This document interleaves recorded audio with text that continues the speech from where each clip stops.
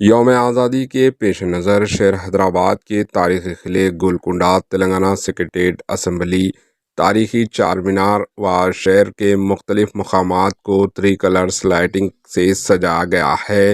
रात के वक्त ये लाइटिंग्स खूबसूरत मंजर पेश कर रहे हैं। पेश है इस खुसूस की कुछ झलकियाँ। आइए देखते हैं एचएन न्यूज़ चैनल के नुमाइंदे सैयद यूसुफुद्दीन की ये report. Bureau report, HN news.